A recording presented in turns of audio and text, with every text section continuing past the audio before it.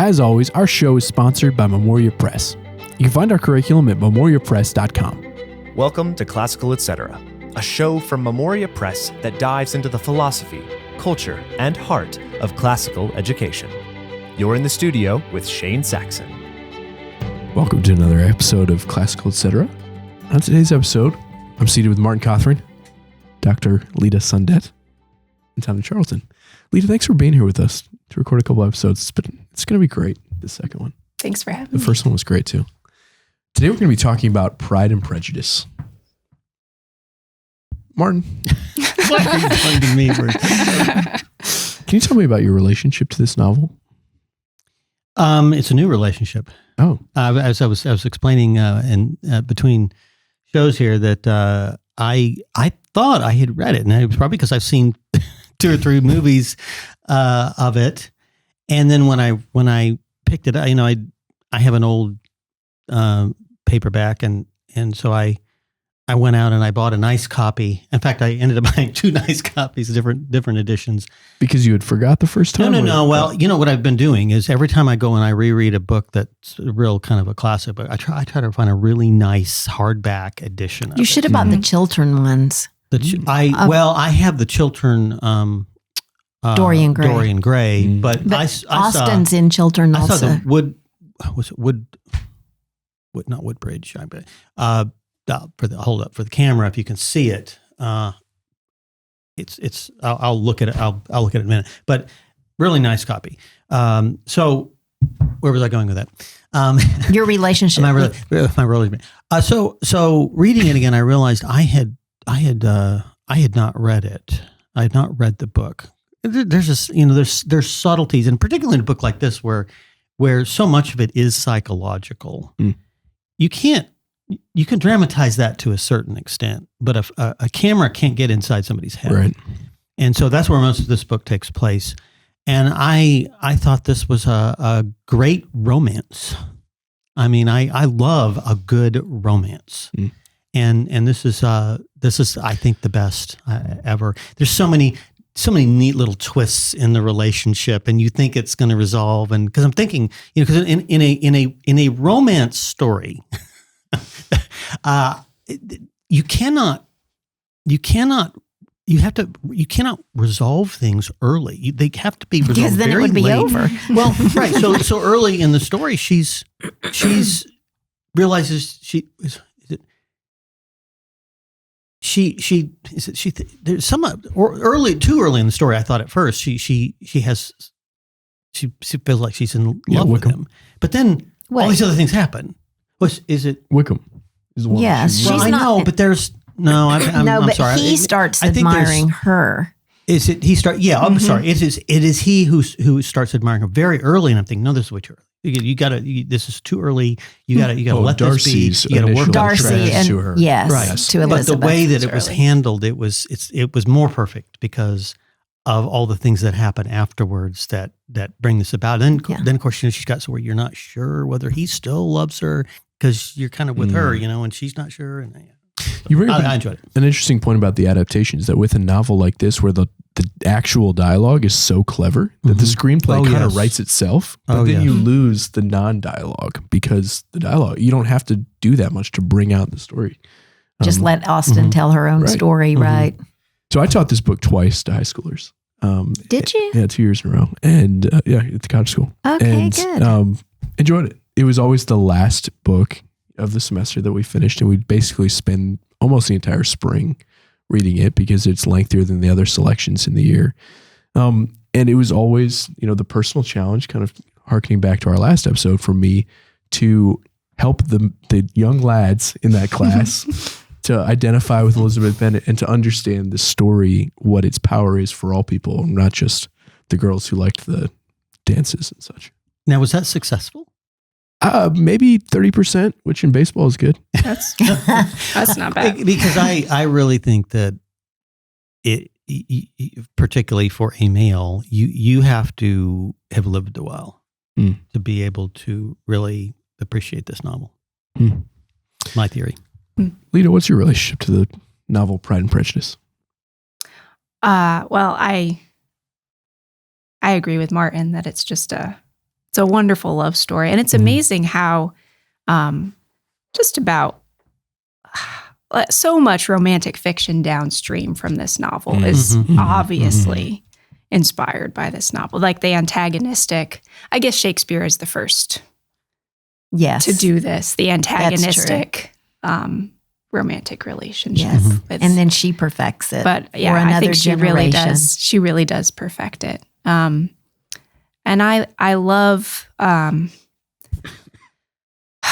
way that this novel investigates kind of the process of judgment,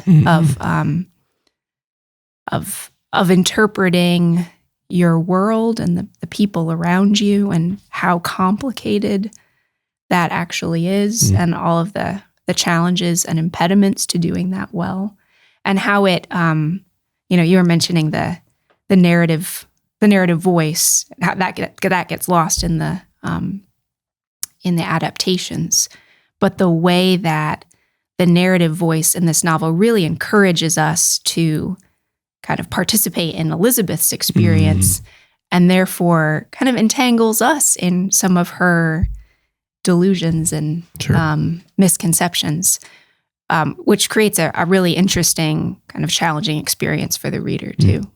Because a romance novel has to make you want this relationship to happen really badly, and it seems like the great tension in a good romance is the distance between where they are and what you really want to happen. And as it approaches that's the whole allure.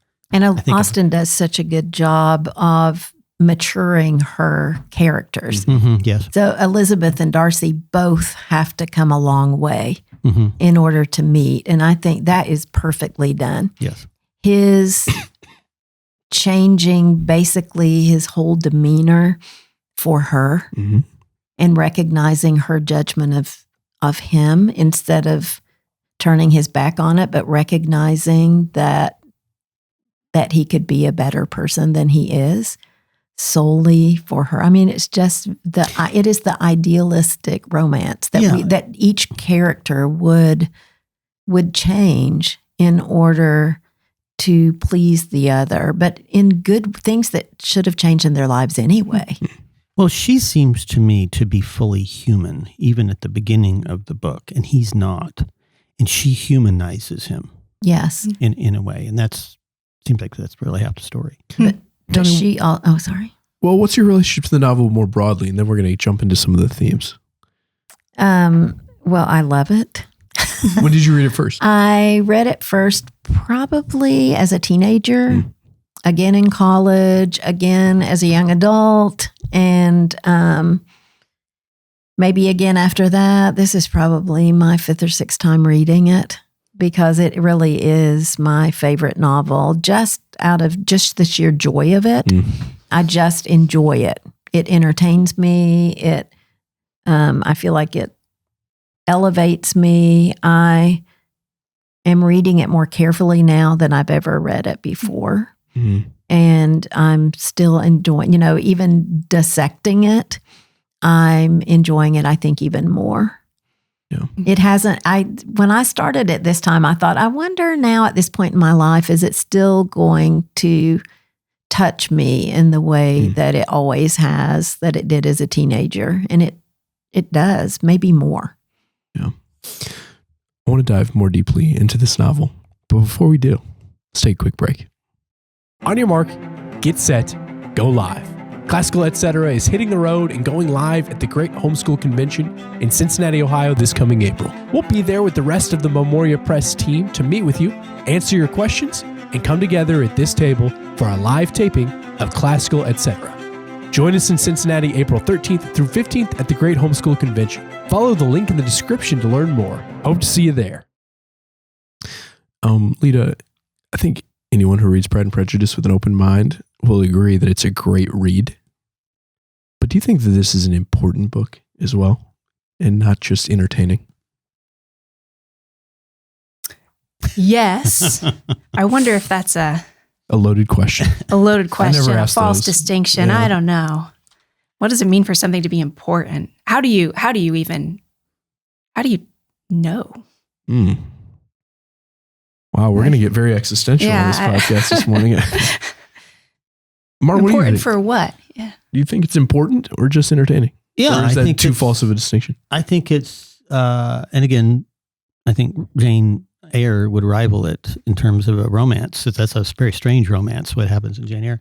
But I, reading this book at this particular time in our cultural history, I wondered that this is so alien to our culture right now. These cultural assumptions that this book has, the stations in life of men and women. There's going to be a lot of people who would have problems with this book now, but there is this cultural structure that underlies this story and all of Jane Austen's stories, all of Bronte's stories.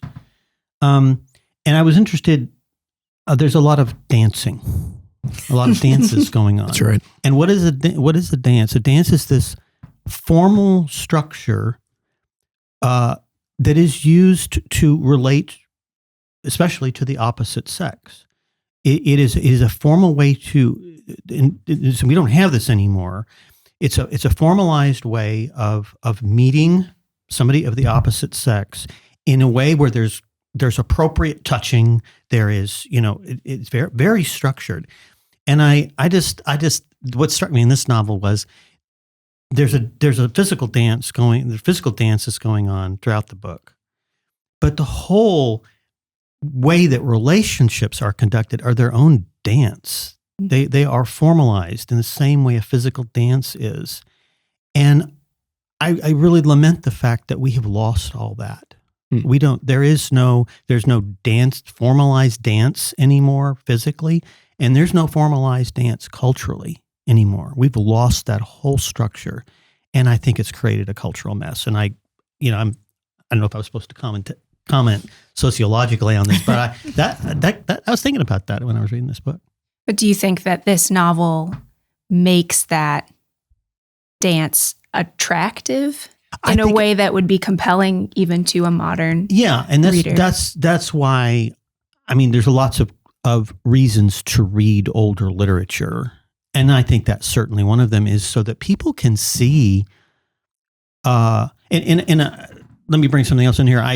I thought this immediately upon reading Jane Eyre. I thought any culture that could produce a book like this, any civilization that could produce a book like this is a great civilization by definition.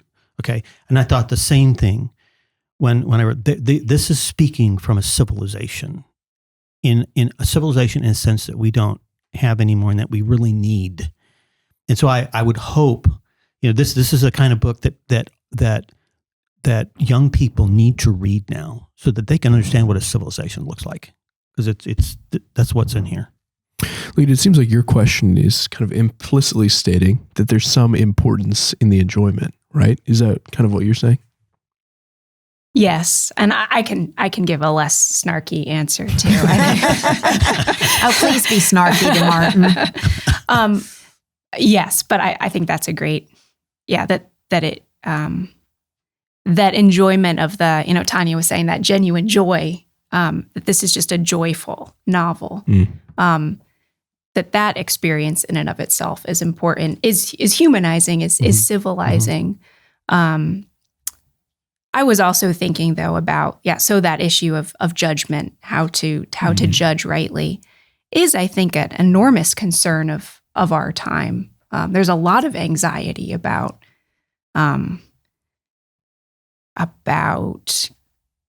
truth, the existence of truth, how to access it. And I think this really is a case study in wrong judgment getting corrected. And particularly that insight into how what we would like to be true, what we would like to be the case influences what we see and what we perceive. Elizabeth, she discovers she wants she wants Mr. Darcy to be a bad guy because he insulted her. Right. And that causes her to see him, to interpret everything through this lens. And when that gets exploded, she's just kind of destabilized. Right. I don't know that I'm interpreting anything correctly. And the reader gets to participate in that too. And I think that that important, another trendy word, but important destabilization of just creating self-doubt in the reader and a sense of, how much does what I want influence what I see is such an important self-doubt for modern people to have. Sure. Now, Tanya, if I were to guess what you find important about Pride and Prejudice, it's that this book teaches young women how to marry rich. Oh, yes, because I certainly did that. For me, this book is about the characters, and they are so well drawn and they are so universal. You could take her characters and plop them down anywhere in literature, in any society, and they would still be the same people that they are, with the same flaws, with the same need for growth, watching the growth, their relationships with each other, their relationships with their community, with other people. I just think it is the most universal characters, and they are drawn so consistently. Every one of them, even the minor characters, are so consistent. There's nothing, where you say, would that person really do that?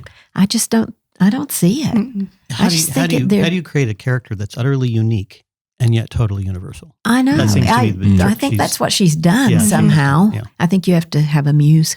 Yeah. Yeah, and even the ridiculous characters. Yes. You kind of, They're totally I see myself in there. You're like, Mr. Collins, I'm a little embarrassed about some of the things I've said before. But Yeah, that don't you hurts. love That him? Yes. Yeah, the way that she can, generate your affection for the ridiculous is something that I sort of delight in Austen. That she's constantly kind of poking at these characters who are and exposing their ridiculousness, but it's not mean-spirited somehow. It's comic. She's not doing quite what Dickens does, but because it seems to me underneath everything Dickens does is this heart of laughter. Yeah. Whereas she is not quite doing that, but she doesn't hate her characters, and there's no hate. Well, what about Wickham? Is she at all sympathetic toward Wickham as a character? We didn't talk about this yesterday. What about Wickham? What do we do with him? Is she sympathetic to him at all? She presents him, but in a way she doesn't.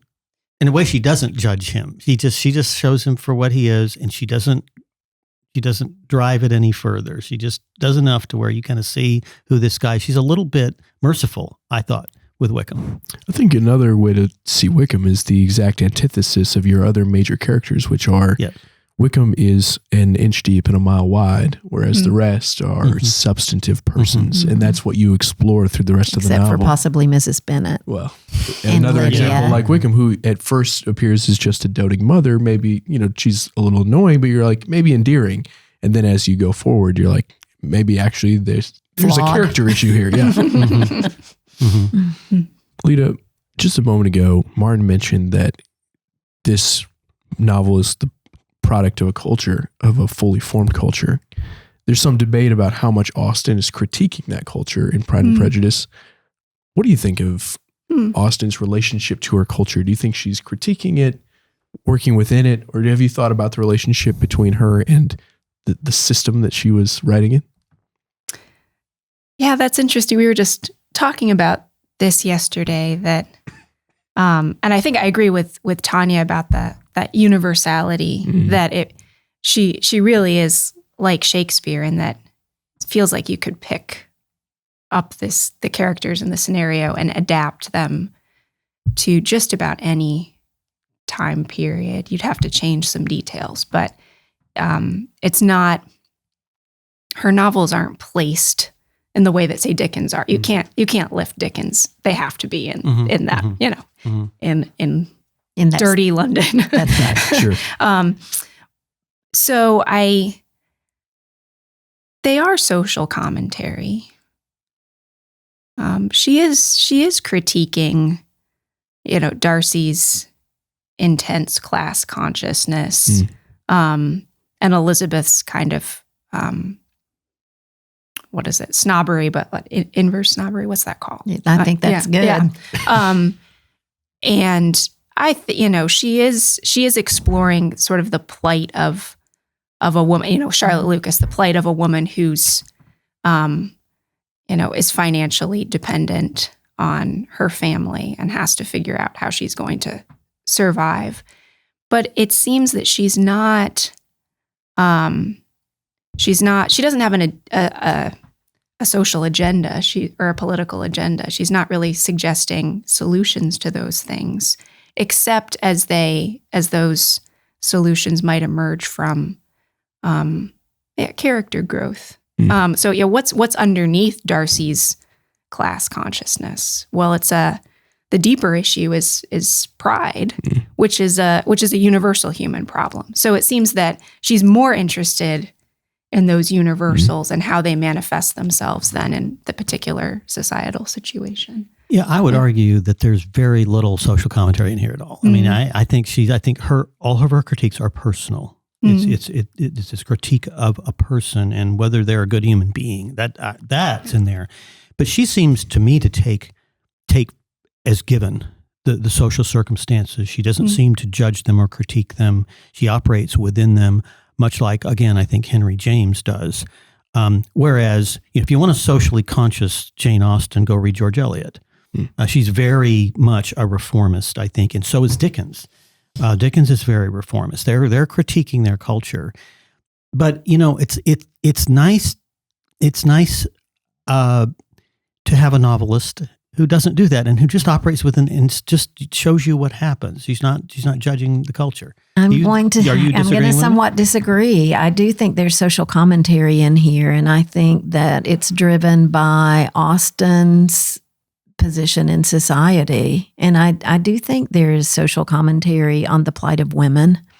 I think Charlotte Lucas is the perfect example of that, of a woman who has to make concessions in order to survive. And I can't believe that Austen is not making that point just based on her own life. I don't know. What do you think? I agree with you, Tanya, and think that the reason it's difficult is because it's deeply laden in humorous, great storytelling. I think that it's all done with a wink and a nod, and that the entire commentary that she's making is one that Elizabeth Bennet is kind of amused by in some ways, but then also it's the source of all of her trouble, her family's financial struggles, her need to, the want of a man with good fortune is a wife. And that situation is the crux of her issue that she doesn't want to have anything to do with, unlike her mother. Right. And I don't totally disagree with you. I don't think this book is about social commentary. I do think Dickens writes his books about literally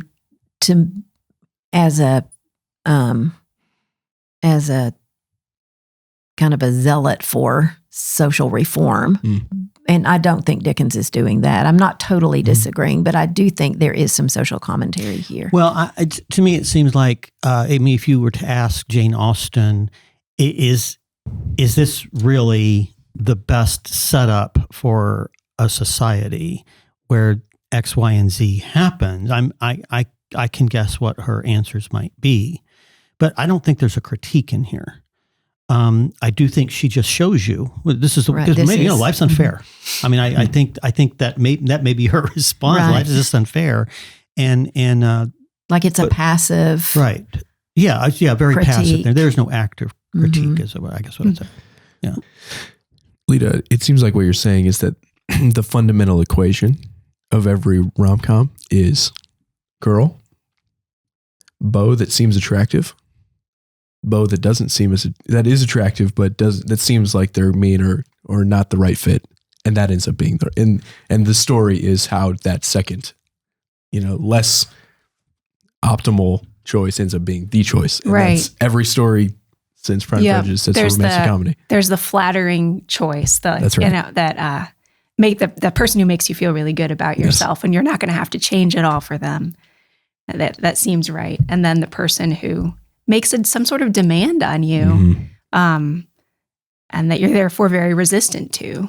And also the third, ridiculous choice that nobody wants, but that's just comedic relief. Yes. So is that Joe in You've Got Mail? I forget.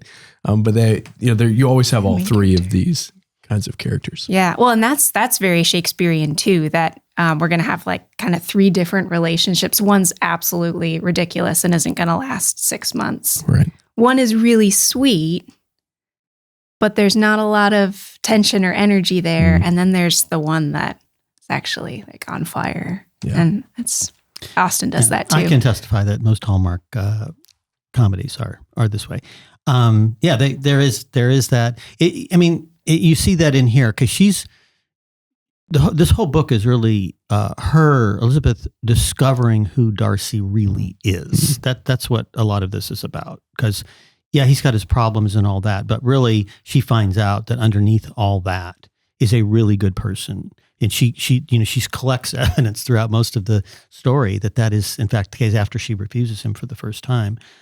That's a common plot line, even in Hallmark movies. That is discovering who this other person really is and finding out that they are lovable and discovering them. I think Darcy discovers himself and that he can indeed. And he discovers himself more fully through her understanding of him. I think that's exactly right. And her judgment of him. Yeah. I mean, what is that? You are who you think other people think you are. What are you quoting? Is this from your Freud book? I think I just came up with that myself. No, I mean, you how you think other people see you fundamentally affects how you see yourself. And I think maybe that happens with Darcy. And so, Tony, you talked about how this novel, in some ways, is kind of idealistic. What did you mean by that in terms of Mr. Darcy and Elizabeth? How is it kind of an ideal romance versus some of the other, romances that you might read? Just the growth that they have toward each other and how they have bettered each other. And so you think in a marriage, then they're going to continue to better each other, that they are truly going to be as one as they grow toward that. And that is the ideal marriage, right?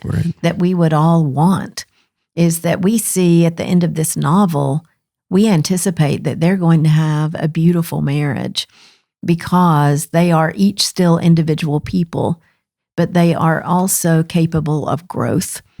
And so I do think it's the ideal. Now, we haven't talked about Jane and Bingley. So are they going to have that same kind of strong marriage? Probably, because Jane is going to be, they're both so careful of not offending anybody and it's going to be different, but it's not, I don't know that I would say theirs would be the ideal. To me, Elizabeth and Darcy is the ideal. And I don't know how much growth are we going to see with Jane and Bingley.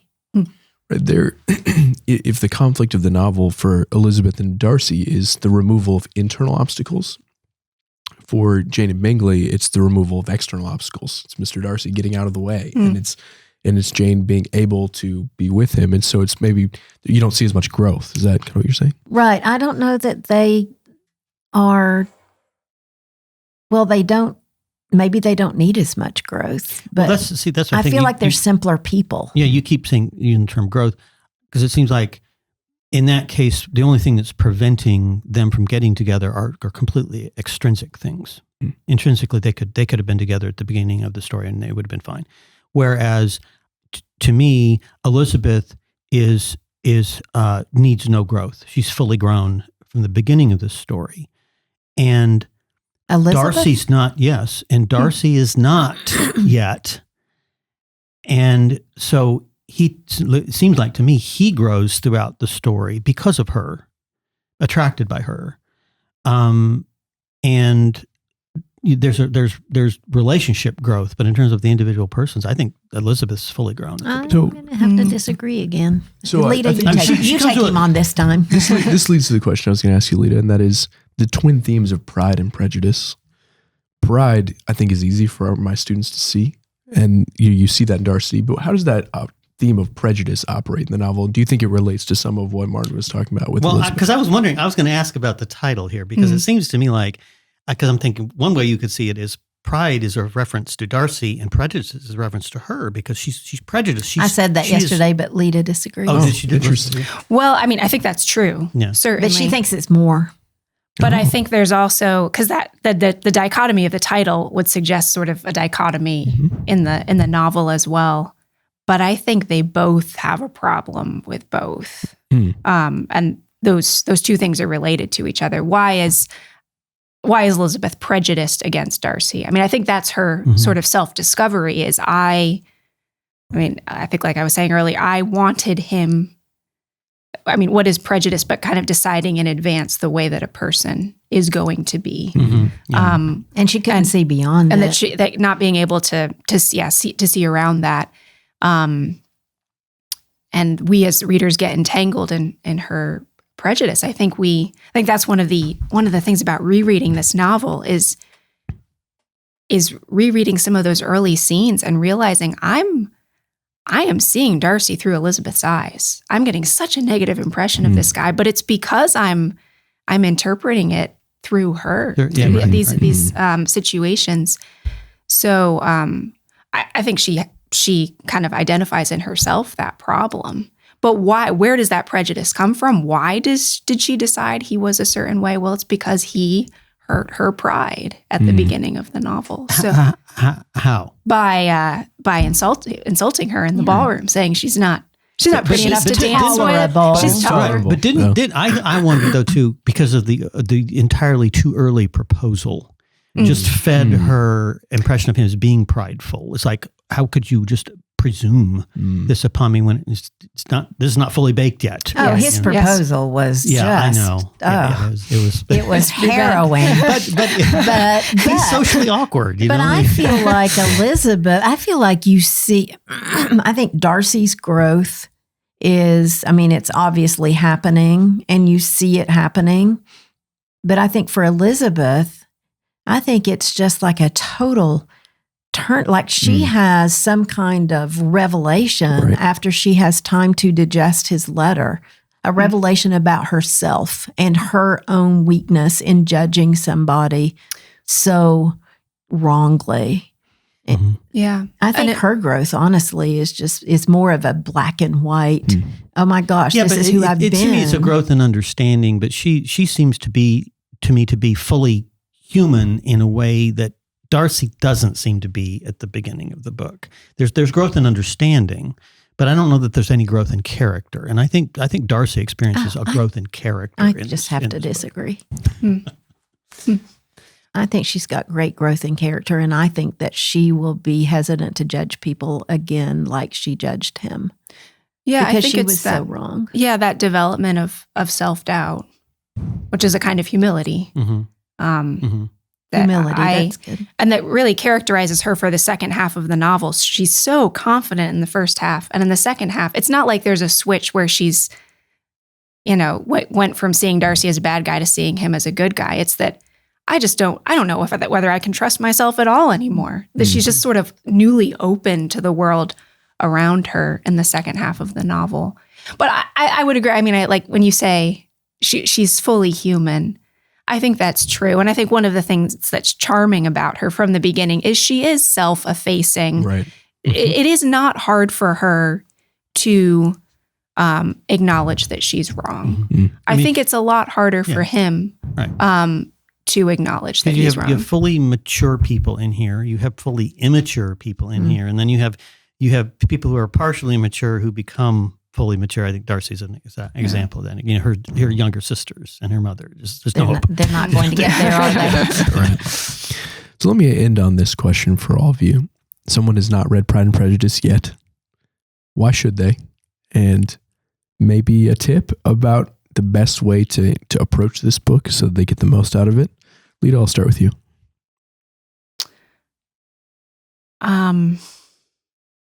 I think everything that's been said, but I guess another thing that I love how Austen's novels change as you reread them. So I guess my advice would be get through that first reading fast, so that you can read it again. Because I think what I love about Austen is how much happens in the gaps.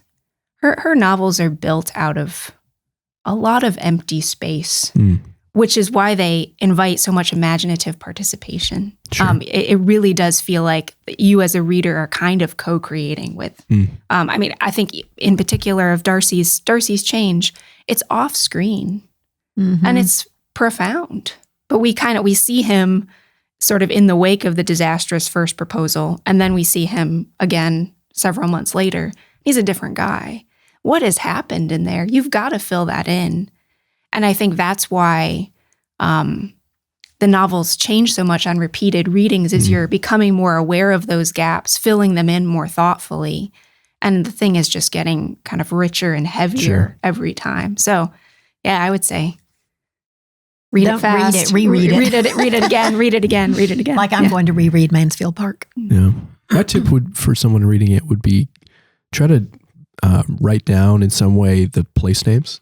Because if you can keep track of where things are happening, it helps make sense of the plot. This is just a very beginner's tip. So do you like it? Do you like the novel? I do. After teaching it for 2 Absolutely, years? I do. It's not my favorite, but I like it. It is not your favorite? You're not your favorite Jane Austen, or not your favorite piece of fiction? Yeah, piece of fiction. I think I would lean Bronte sisters in terms of this era and female authors.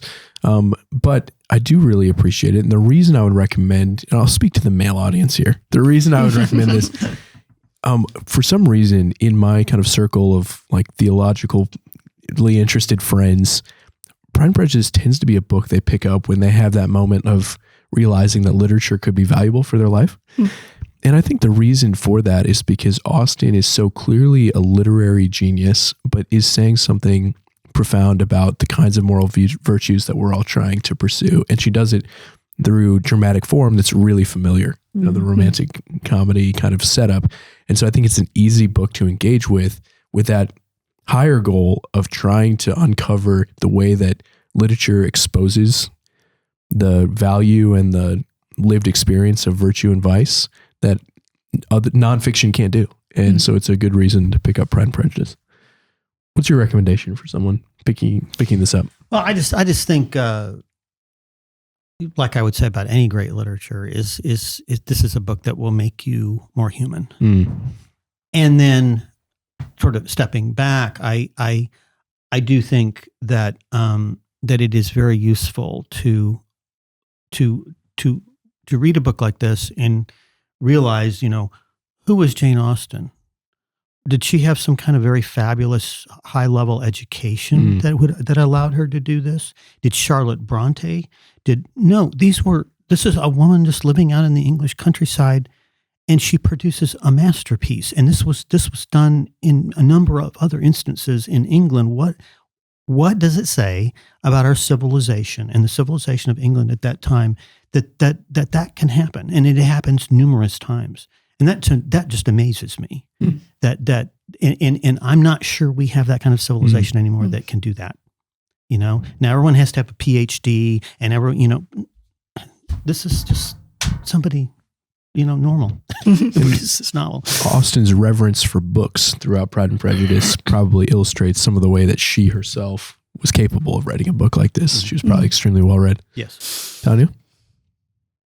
I think, I agree with everything that everybody said about this book, but I think what I'd like to add is that it's accessible. So if you want to further your education and read a book that is just really good and will be good for you, Pride and Prejudice is accessible. Jane Austen is accessible to anybody. And so she would be a great place to start if you really want to work on your intellectual life. And we're proponents of that all the time. Like, how do you do it? get up and read Pride and Prejudice for 20 minutes every morning. And you will feel good about having done this. And then it's a great place to start. She's a great place to start. Yeah. Dr. Lita Sundet, you've been a fabulous guest. Thanks for joining us. Thanks so much for having me. All right, we'll see you all next time. Thank you for listening to this episode of Classical Etc. If you enjoyed this conversation, please consider liking this video.